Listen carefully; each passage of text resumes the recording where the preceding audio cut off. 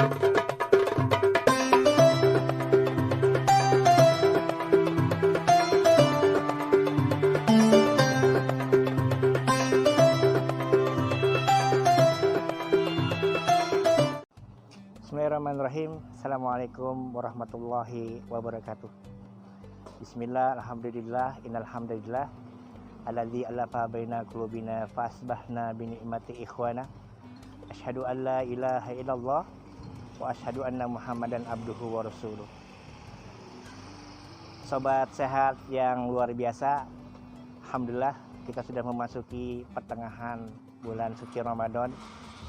Mudah-mudahan ibadah Ramadan kita menjadi ibadah yang terbaik sebagai bekalan kita untuk bertemu Allah Subhanahu wa Ta'ala. Saya ingin kemudian membawakan sebuah kisah yang diambil dari hadis riwayat Imam Ahmad. Rasulullah SAW pernah menyampaikan satu kisah. Ada orang yang masuk surga karena lalat, dan juga ada yang masuk neraka juga karena lalat. Maka para sahabat menanyakan, "Ya Rasulullah, bagaimana bisa begitu?"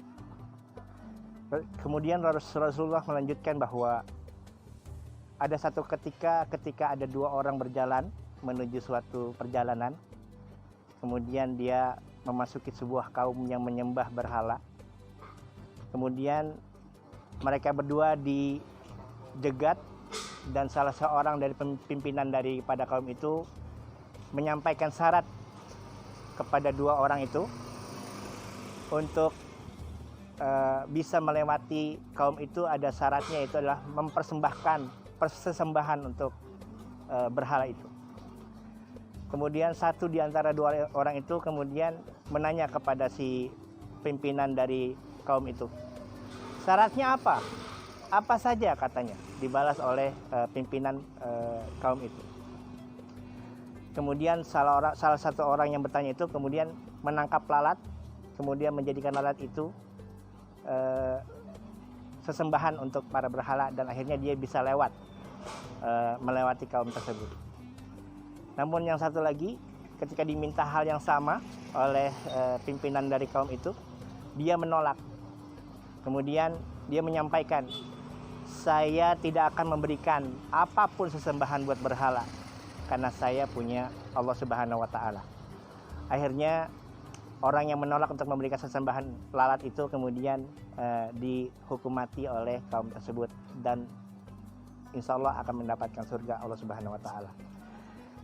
Sedangkan orang yang mempersembahkan lalat itu insya Allah akan masuk neraka, karena dia mensyirikkan Allah untuk hanya sekedar lewat dari kaum tersebut.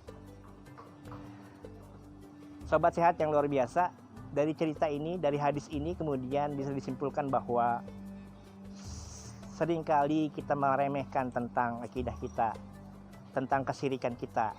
Ada hal-hal yang kecil yang kita lakukan yang kemudian harus menggadaikan akidah kita.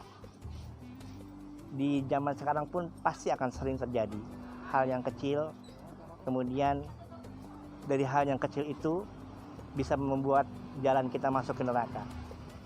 Namun sebaliknya, ketika kita mempertahankan hal yang kecil untuk mempertahankan akidah kita, insya Allah balasannya surga Allah Subhanahu wa Ta'ala. Wallahu a'lam bishawab. Dari saya seorang fakir, mohon maaf kalau ada kesalahan, karena kesalahan datangnya dari saya pribadi, kebenaran hanya datangnya dari Allah Subhanahu wa Ta'ala. Assalamualaikum warahmatullahi wabarakatuh.